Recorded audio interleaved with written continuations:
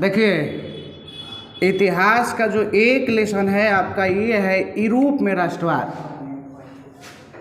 10th class के जो book है उसका जो इतिहास का जो चैप्टर नंबर 1 है ये है आपका यूरोप में राष्ट्रवाद। तो राष्ट्रवाद आपको हम बताए हैं पहले भी कि राष्ट्रवाद क्या है, पता है ना राष्ट्रवाद क्या है। तो राष्ट्रवाद के मतलब ये चीज़ होता है कि अगर कह रहा है कि राष्ट्रवाद एक ऐसी भावना है जो सामाजिक सांस्कृतिक परिवेश में रहने वाले लोगों के बीच एकता का वाहक बनाएगी, जिसे हम राष्ट्रवाद कहते हैं। राष्ट्रवाद एक ऐसी भावना है जो सामाजिक सांस्कृतिक परिवेश में रहने वाले लोगों के बीच एकता का वाहक बनाएगी, उसे हम राष्ट्रवाद कहते हैं। इसकी कहानी शुरू हुई थी कहाँ से? अगर हम शुरू किए थे, आपको बताए थे कि इसकी कहानी शुरू हुई थी 1789 से। 1789 से इसकी कहानी शुरू हुई थी। राष्ट्रवाद का जो शुरुआत हुआ था वो यूरोप महाद्वीप के वो फ्रांस देश से शुरू हुआ था। यही ना बताए थे आपको, इधर देखिए बताए थे नीचे कि 1789 में यहाँ से शुरू हुआ था राष्ट्रवाद। और जो राष्ट्रवाद शुरू हुए थे तो फ्रांस देश से शुरू हुआ था। आखिर कौन ही हमारा कुछ कारण भइल बा कि फ्रांस देश ही हमारा राष्ट्रवाद शुरू हो रहे। तो अगर हमने के देखेंगे यहाँ पर तो फ्रांस देश का एक राजा था जिसका नाम था लुई 16वां। लुई 16वां की कहानी आपको बता दिए हैं। लुई 16वां को बताए थे कि एक लुई 16वां राजा है जो एक निरंकुशवादी राजा है। वो आदमियों व्यक्तियों पर खूब शोषण कर रहा था। जब व्यक्तियों पर शोषण कर रहा था तो उसको क्या करने के, उसको हटाने के लिए, उसको मान ख़त्म करने के लिए 1789 में एक क्रांति हुई थी जिसको हम काची पहली फ्रांसीसी क्रांति कह रहे थे। 1789 पहली फ्रांसीसी क्रांति थी। ये हम आपको बताए थे एक बार। एक बाद हम आपको बताए थे नेपोलियन के बारे में कि वो नेपोलियन कौन था, है ना। 1815 से लेकर 1789 से लेकर 1815 तक जो युग था वो कौन युग था? नेपोलियन युग था। वाटरलू के बाद में नेपोलियन की कहानी ख़त्म हुई थी। हाँ, जहाँ तक बताया है आपको वहाँ तक इसको आज रिवाइज करेंगे, फिर उसे आगे शुरू करते हैं। तो नेपोलियन की कहानी तक हम बताए थे कि एक नेपोलियन राजा था जिन्होंने 1789 के फ्रांसीसी क्रांति में वो सेनापति था। लुई 16वां को हटाने के लिए वो सेनापति बना और उसके बाद क्रांति हुई। और जब क्रांति हुई थी लुई 16वां की कहानी ख़त्म हुआ था। बुर्बो राजवंश वहाँ समाप्त हुई थी। तो जो बुर्बो राजवंश वहाँ समाप्त हुई थी तो उसके बाद वहाँ जो फ्रांस में जो राजा बना वो नेपोलियन बना था। नेपोलियन 1789 से लेकर 1815 तक उसकी अधिकार थी, वो राजा रहा वहाँ का। 1815 में क्या हुआ कि नेपोलियन वाटरलू का युद्ध लड़ता है और इस वाटरलू के युद्ध में नेपोलियन पराजित हो गया था। और जब नेपोलियन पराजित होगा तो उसे पकड़कर सेंट हेलेना नामक द्वीप पर फेंक दी गई और वहाँ 6 बरस जिंदा रहेगा। और उसके बाद 1821 में उसकी मृत्यु हो गई थी। तो 1815 तक हम पहले आपको हम बता चुके हैं। 1815 के आज की उसके बाद की अब कहानियाँ देखो। अब शुरू कर लिए 1815 वाटरलू युद्ध से हम आपको पकड़ना है इसको। वाटरलू का युद्ध 1789 से लेकर 1815 तक नेपोलियन का अधिकार उस फ्रांस देश पर रहा। मोटा मोटी जो नेपोलियन है वो पूरी की पूरी जितना सारा छोटा मोटा देश था उस फ्रांस का, यानी उस मान कि यूरोप महाद्वीप में नेपोलियन सभी देशों को जीत चुका है। अब इसकी जो ध्यान गई वो रूस पर गई। और क्षेत्रफल के अनुसार अगर हमने के देखल जी तो रूस संसार का सबसे बड़ा देश है। 1815 में क्या करेगा कि नेपोलियन रूस पर हमला किया था। वाटरलू का जो युद्ध हुआ ना, इसमें क्या करेगा कि नेपोलियन रूस पर हमला बोला, रूस पर हमला किया। और जैसे ही नेपोलियन रूस पर हमला किया, अगर इस रूस को अगर नेपोलियन पराजित कर देता तो वो भी सिकंदर जैसा विश्व विजेता होता। जो सिकंदर जैसा आदमी, वो मकदूनिया का राजा फिलिप द्वितीय का पुत्र और अरस्तु का शिष्य, 25 वर्ष की उम्र में वो आदमी पूरा दुनिया के जीत ले रहे। पूरी संसार उसकी मुट्ठी में थी। भारत ही एक ऐसा देश था जिसे नहीं जीत पाया। एक पोरस नाम का आदमी उसे पराजित किया था, लेकिन नेपोलियन क्या करता है कि संपूर्ण क्षेत्रों को जीता था, वो आपका सिकंदर। इसीलिए आज उसको कहा जाता है महान सिकंदर। देखे हो ना कि बोलचाल के भाषा में देता है कि जो जीता वही सिकंदर। कहीं भी आप खेलते उलते हैं, चाहे कुछ करते हैं, तो कहते हो ना कि जो जीता वही सिकंदर है। तो मकदूनिया का राजा वो 25 वर्ष की उम्र में संपूर्ण पृथ्वी को जीत चुका था। भारत पर हमला करे वाला रहे। भारत पर जैसे ही हमला करे की योजना बनिलस, तो एगो पोरस नाम के आदमी ओकरा के पराजित कर दिलस। वो मान गल कि भाई बा दुनिया में कौनो देश बा भारत जो हमको क्या किया, पराजित किया। पराजित तो नहीं किया था, उसको लगभग उतना भी उसको मान कि दे दिया था काम भर कि उससे वो प्रभावित हुआ। हरा नहीं पाएगा उसे, राजा नहीं हराएगा, लेकिन जिस मतलब नीति से वह युद्ध कर रहा था, उस नीति यानी उसकी युद्ध नीति से प्रभावित होकर वो भारत छोड़ देगा। वो 29 वर्ष की अवस्था थी, टाइफाइड वगैरह बुखार लागल मरल। तो आज भी अगर आप देखिएगा तो उसको दफनाया गया है झूलता हुआ बगीचा में। बेबीलोन शहर का एक बगीचा है जिसको हम कहते हैं झूलता हुआ बगीचा। एक बगीचा है जो आसमान में झूलते रहता है, बेबीलोन शहर में है ना। 7 अजूबों में से उसका भी एक नाम है, अजूबा में है। तो बेबीलोन शहर में उसको सिकंदर को दफनाया गया है। सिकंदर को जब दफनाया जा रहा था तो मरने से पहले उन्होंने ये चीज़ कही कि देखिए, अगर हमारी मृत्यु हुई तो जो हमारी लाश होगी, जो हमारी शरीर होगा, वो कब्र के अंदर होगा, और जो हमारी हाथ होगी वो कब्र से बाहर होगी। क्यों कब्र से बाहर होगी? क्योंकि मरते मरते उन्होंने समाज को ये इंडिकेशन दे के गया कि जो व्यक्ति पूरी दुनिया को जीत चुका था, मरते हुए एक फूटी कौड़ी नहीं लेगा अपने हाथ पे। उसका कहना था कि आदमी सब कुछ ऐसे छोड़ देगा, गाड़ी कमा लो, बंगला ले लो, घर ले लो, दुआर ले लो, कुछो कर लो, लास्ट में तो कुछ होना के लेके जीवो। आप हंसते हुए आए हैं और सबको रुलाते हुए जाएंगे। देख लो ना कि जब तू पैदा होखेला तो आदमी थरिया बजावेला घरे, लेकिन जिस दिन आपकी मृत्यु होगी तो कोई ना कोई आपके प्रति रोइए देगा। तो ये चीज़ कह रहा है कि देखो, आप हंसते हुए आए हैं और मतलब कि रुलाते हुए सबको जाएंगे। इस दुनिया में कुछ भी नहीं है, जितना कुछ है मतलब कि सब कुछ दुनिया में छोड़ देबो। 1 रुपया अगर अपना पॉकेट में से मतलब कि जो कमा तोड़ा इतना कि गाड़ी खरीद लही, बंगला किन लही, घर बना लही, ई कर लही, वो कर लही, सब कुछ ऐसे रह जाएगा। आप सब कुछ त्याग देंगे ऐसे, बस नंगा ये बड़ा नंगे जीव, कुछ ना ले जीव। यही से जीवन में उतना भी नहीं भाग दौड़ करना है कि हम उन पीछे चीज़ों को छोड़ते चलें। जितना दिन के जीवन बा उतना दिन के जीवन के एंजॉय करो, सबसे बड़ा चीज़ बा। एक बाद कुछ हो नहीं खे, उम्र बढ़त जाए, धीरे धीरे जवान बढ़ कल बूढ़ होब, बूढ़ होखला के बाद में के तरह के पहचाने। यही से देखे ना कि बहुत सारा आदमी बड़न कि पैसा के पीछे भागत दौड़न कि हमरा ये चीज़ चाहिए, हमरा वो चीज़ चाहिए, ऐसे बा वैसे बा, वही ले लें वो ले लें। कुछ भी नहीं है, सब पागलपंती है। क्या लेके जाइएगा? तो जो सिकंदर जैसा आदमी अगर कुछ नहीं ले जाएगा तो हम लोग कहाँ हैं? कुछ नहीं है। तो नेपोलियन क्या करेगा कि ये 1815 में रूस पर हमला किया। जब ये हमला करेगा, जो रूस से जो युद्ध करेगा, इसको हम वाटरलू का युद्ध कहते हैं, है ना, समझलिए रखे। वाटरलू का युद्ध नेपोलियन क्या करेगा कि ये रूस देश पर हमला किया। अगर ये रूस को जीत लेता तो समझो कि पूरी दुनिया पर ये फतह करता ये नेपोलियन।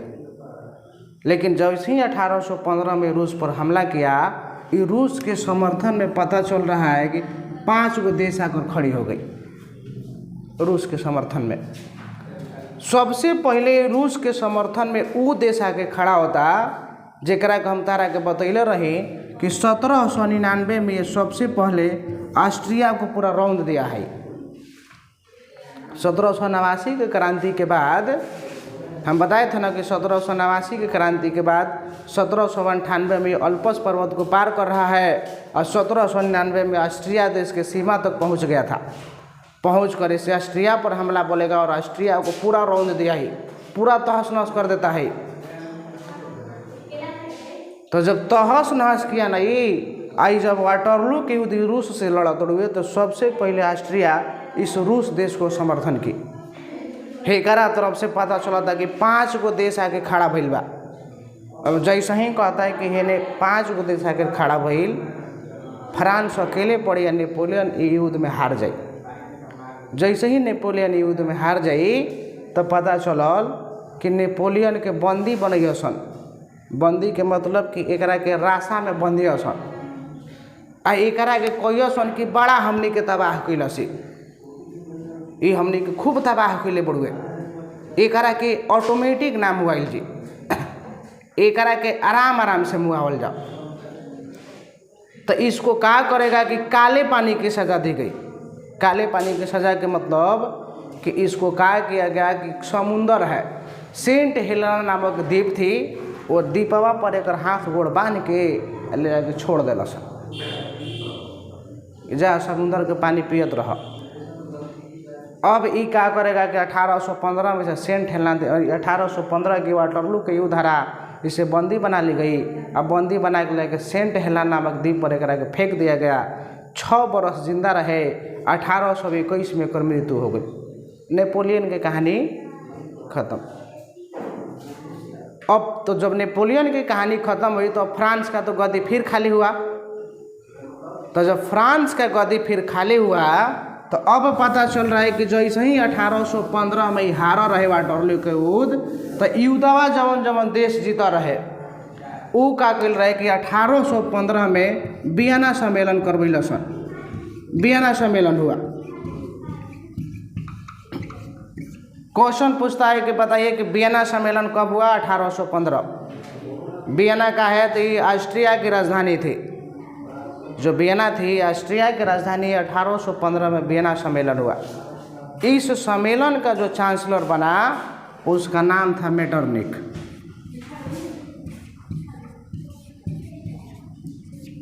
मेटरनिख नाम का एक आदमी है, सबसे खचल टाइप का आदमी है।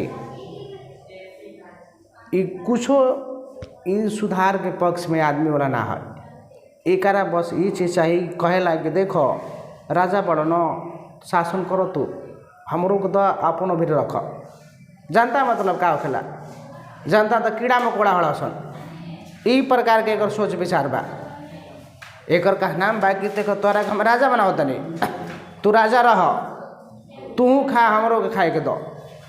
जनता अगर कुछ बोली हम मुँह तो पकड़ के, ई विचारधारा का आदमी है मेटरनिख है। तो 1815 में क्या हुआ कि वियना सम्मेलन हुआ और इस वियना सम्मेलन का जो चांसलर था, जो अध्यक्ष था, ये मेटरनिख था। 5 देशवा जो फ्रांस से युद्ध कल रसन नेपोलियन से, ये वियना सम्मेलन में क्या कल सन कि ओकनी के कहल सन कि देखो हमनी के बहुत सारा सेना माराइल बा, हमनी के बहुत सारा हथियार खर्चा भइल बा, हमनी के अब हो गइल बा हमनी के देश पर कर्जा। तो अपन कर्जा चुकावे खातिर का कल रसन वियना सम्मेलन में, एक सम्मेलन के तहत कि कहल सन कि फ्रांस देश पर 5 गुना कर लगावल जाओ कि हमनी के का हो जाए, पूरा हो खींची। तो वियना सम्मेलन का आपका उद्देश्य पूछता है कि जो वियना सम्मेलन जो बनवाया गया था इसकी मुख्य उद्देश्य क्या थी? तो यहाँ कहता है कि वियना सम्मेलन के तहत यहाँ पुनः बुर्बो राजवंश की उत्पत्ति कराई गई थी। जो वियना सम्मेलन 1815 में भइल और लुई 16वां जब मर रहे तो बुर्बो राजवंश खत्म हो गए।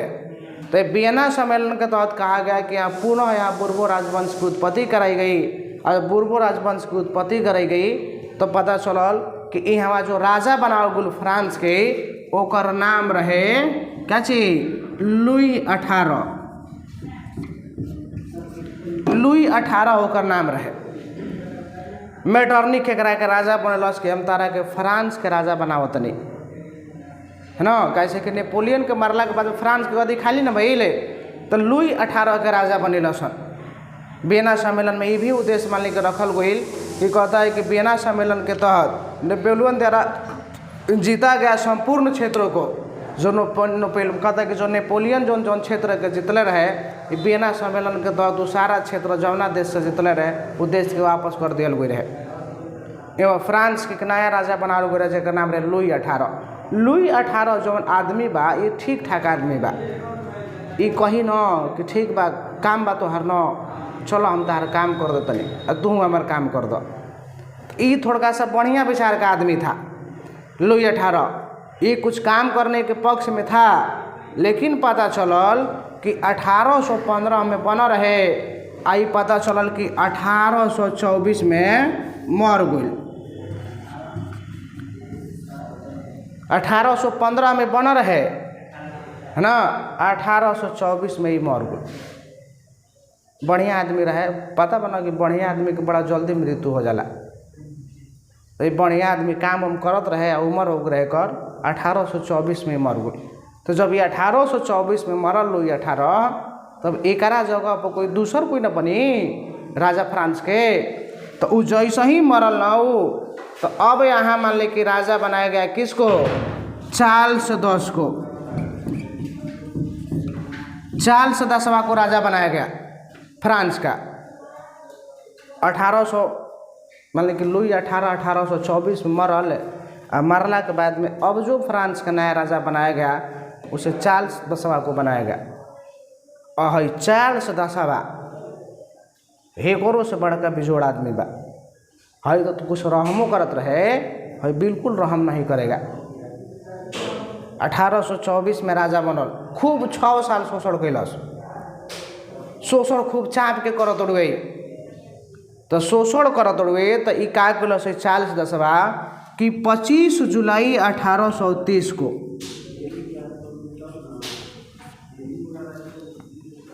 25 जुलाई 1830 को ई का कैलस कि 4 गो अध्यादेश जारी करलस कोर्ट में। फ्रांस के जो कोर्ट बड़ुए ये 25 जुलाई 1830 के 4 गो अध्यादेश जारी करलस। 4 गो अध्यादेश का जारी करलस। तो सबसे पहला बात कहलस कि अब फ्रांस में कौनो आदमी वोट ना मरिहन। कहलस कि फ्रांस जो बा ना देश है एकरा में अभी फ्रांस देश में कौनो आदमी अब वोट ना मरिहन। पहला चीज। दूसरा चीज कहलस कि उहे आदमी एकरा में वोट मरिहन, उहे आदमी मतदान करिहन फ्रांस देश में जे सामंत बड़ुए। और जो सामंत होता था वह राजा के द्वारा बनाया हुआ व्यक्ति होता था। सामंत के मतलब कि जो कर और तहसीलने का जो काम कर रहा था ना वह सामंत होता था।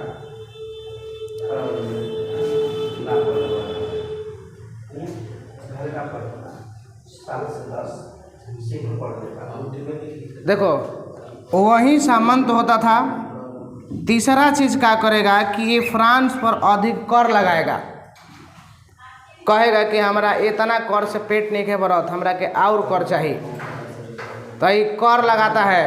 और चौथा चीज क्या करेगा कि पोलेगनिक को प्रधानमंत्री बनाया। पोलेगनिक को जब प्रधानमंत्री बनाया तो पता चलल कि अब एजा युद्ध शुरू हो गई।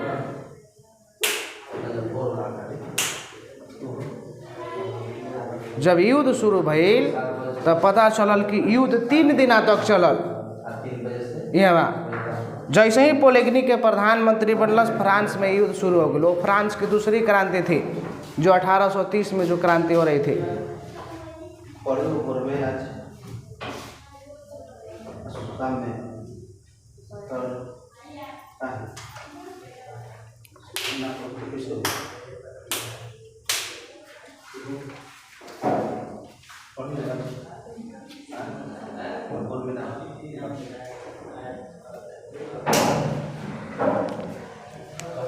देखो 25 जुलाई 1830 को चार्ल्स 10वां 4 गो अध्यादेश जारी किया।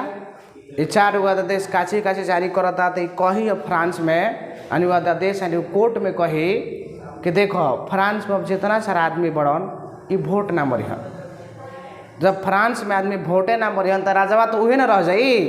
ये दिमाग लोग गलस 4 गो नियम बनेलस पहले अपन राजा रहे खातिर 4 गो नियम बनेलस कि हम अगर राजा रहम तो और शोषण करब। तो ये सबसे पहले का कहलस कि 25 जुलाई 1830 को 4 आदेश जारी कराया। पहला चीज़ कहलस कि जो फ्रांस में जो आदमी बढ़न ये वोट ना मरिहन। आ दूसरा चीज़ कहलस कि उहे आदमी एकरा में वोट मरिहन जे सामंत बा। आ तीसरा में कहत हुए चीज़ कि हमारा इतना कर से पेट नहीं के बढ़त, हमें इतना कर से संतुष्ट नहीं हो रहे हैं, हमें और कर की ज़रूरत है। तो इन्होंने कर में वृद्धि की। तो कर में वृद्धि की तो ये तीनों कानूनवा के आदमी ना मनलन। तो ना मनलन न तो पोलेगनी के का कैलस न कि कानूनवा के मनावे खातिर पोलेगनी के प्रधानमंत्री बनेलस। आ जैसे ही पोलेगनी प्रधानमंत्री बना यहाँ क्रांति शुरू हुई। 3 दिन तक क्रांति चलल। क्रांति जब यहाँ भड़कल तब पता चलल कि जैसे ही क्रांति भइल आ अब ही 40 के लागे लगल कि अब आदमी हमरा के मुई हन अपन बोरिया बिस्तर उठैलस आ भाग गुल इंग्लैंड।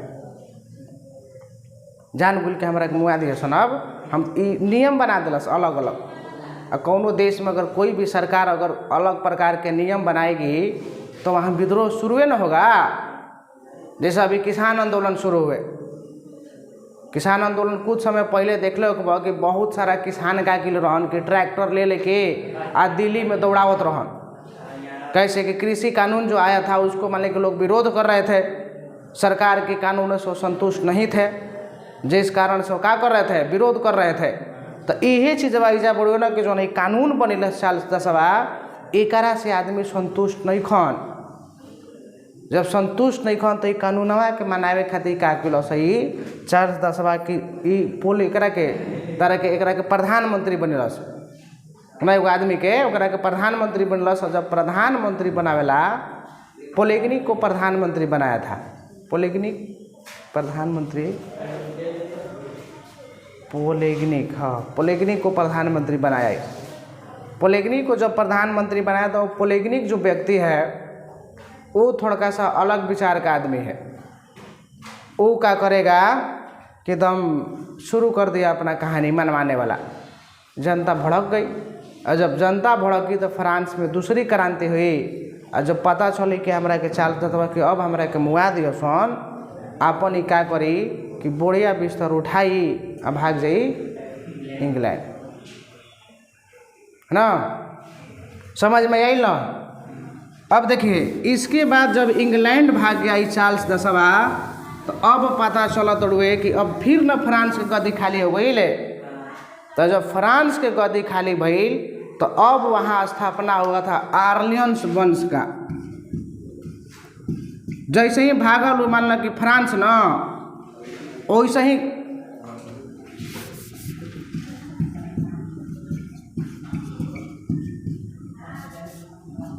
आर्लियंस वंश, इस आर्लियंस वंश का जो राजा था इसका नाम था आपका फिलिप द्वितीय। क्या नाम था उसका? Louis Philippe. लुई फिलिप नाम था।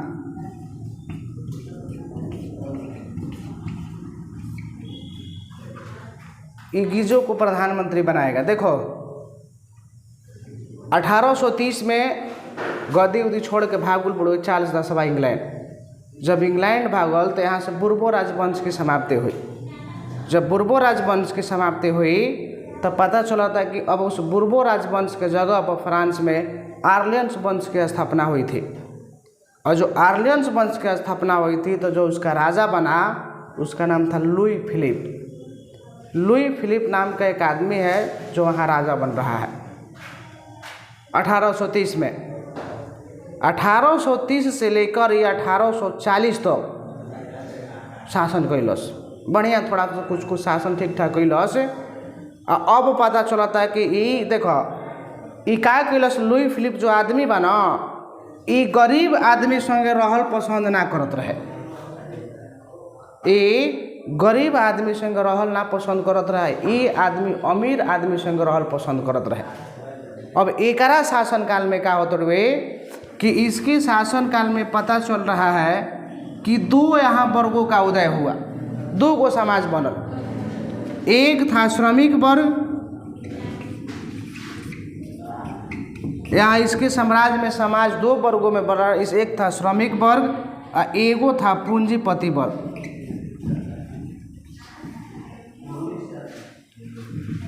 ई जो आदमी बा ही पूंजीपति संग रहल पसंद करत रहे। अब देखो पूंजीपति का के लसन की कंपनी बनैले रहसन अपन अपन। पूंजीपति जो आदमी बड़ा सन ई कंपनी बनैले बड़ा सन अपन अपन, आ कंपनी बनैले बड़ा सन अपन अपन, तो ई का करत रहसन कि श्रमिक वर्ग से काम करवावत रहसन, मजदूर से काम करावत रहसन, मजदूर से काम करावत रहसन। हई का पता चलत न कि पूंजीपति जो आदमी बड़ा मजदूरवन से काम करावत रहसन 12 घंटा, अब मजदूरी देते रहसन 4 घंटा के, है ना। हेकरा साम्राज्य में यानी लुई फिलिप जब राजा बनल बड़ुए तो समाज दो वर्गों में बटा। एक था श्रमिक वर्ग आ एक था पूंजीपति वर्ग। हई पूंजीपति जो आदमिया बड़ा सन ई बनैले बड़ा सन कंपनी। ये जब कंपनी बनाया है तो इसके कंपनी में पता चल रहा है कि काम कर रहा है श्रमिक वर्ग, मजदूर आदमी काम करत रहा।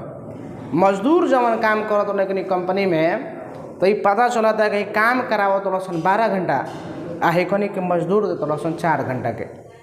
मजदूरी 4 घंटा के मिलता, काम 12 घंटा करा लेलस। जब हेकनी के परेशानी होखे लागल तो ई पहुँचल सन हेकरा भेली। लुई फिलिप राजा है तो राजे भी राजा आएगा कि सरकार देखिए ना, हम जिसके कंपनी में काम कर रहे हो हमें उतना वेतन नहीं दे रहा है।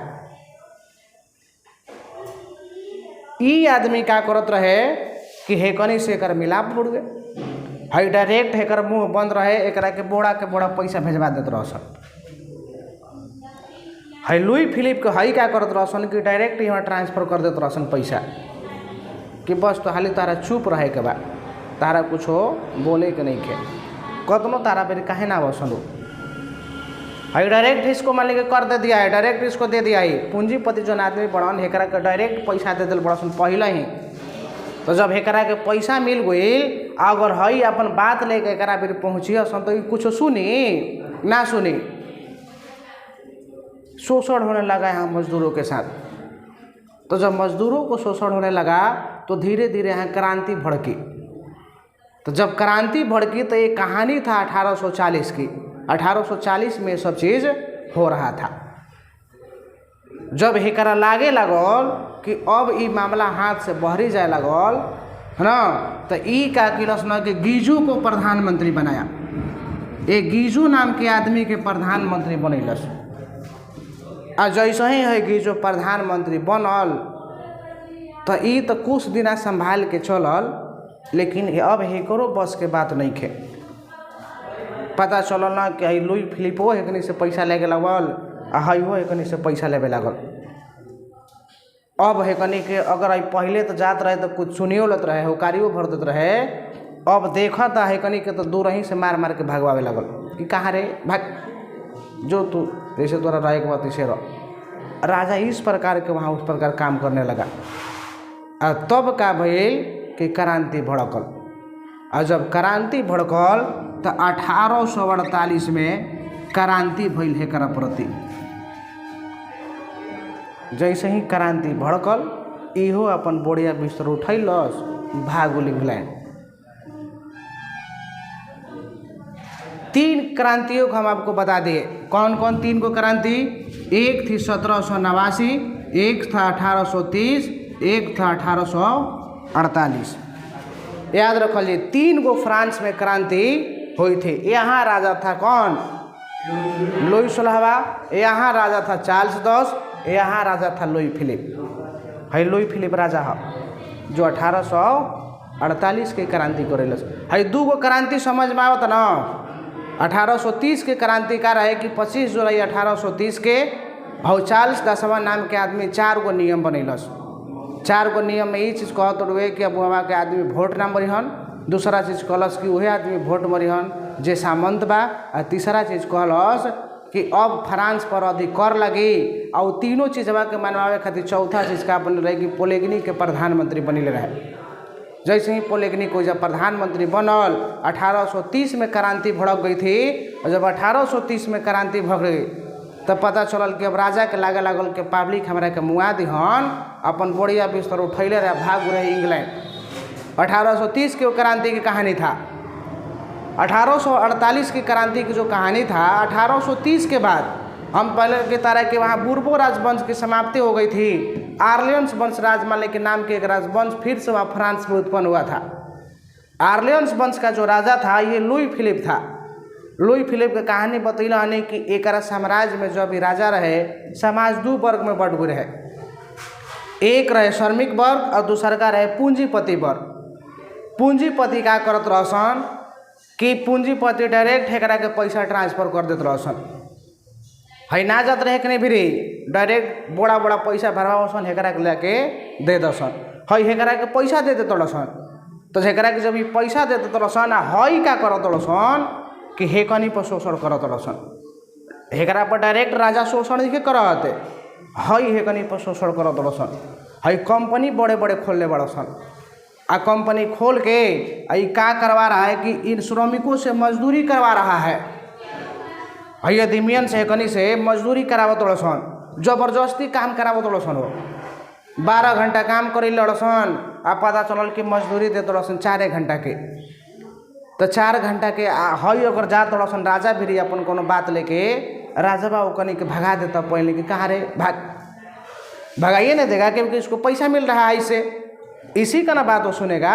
आई पहले एक के कहले बड़ा सुन के देखो तारा के हम डायरेक्ट कर देतनी, तारा के पैसा दे देतनी, तारा कुछ ओकरा प्रति बोले बोले के नहीं खे, काहे खातिर बोलेगा इसको पैसा मिल रहा है। तो जब एक लागे लागल है लुई फिलिप के कि अब कहानी थोड़ा हमारा हाथ से बहरी जात हुए, आदमी पब्लिक के जमावड़ा ढेर होखे लगल, है गीजो के प्रधानमंत्री बनैलस।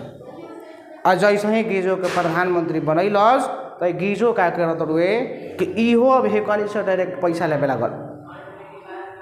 ये दोनों पैसा लेते रहसन। अब हेकरा पता नहीं के कहीं पैसा लेते हुए, है डायरेक्ट पैसा लेवे लागल। अब पता चलता है कि हई करा हई पहले जात रहसन एकनी बिरी, तई तो कुछ बतिया सुन लेते रहे, अब साफाई बतिए नहीं के सुनल। तो ये कहलसन कि देखो ऐसे ना फरियाई, क्रांति करल जब हमने के सीधे। तो 1848 में इसके प्रति क्रांति हुई। और जब 1848 में इसके प्रति क्रांति हुई तो ये पता चलल कि अपन बोरिया बिस्तर उठैल से भाग गइल इंग्लैंड। 3 क्रांतियों को हम आपको बता दिए। अगर अगला बार अगर आपका जो हम क्लास लेंगे उसमें हम आपको बताएंगे काची वहाँ अब शुरू करेंगे हम देशों का एकीकरण। बंद करिए, देशों का एकीकरण। तो देशों का एकीकरण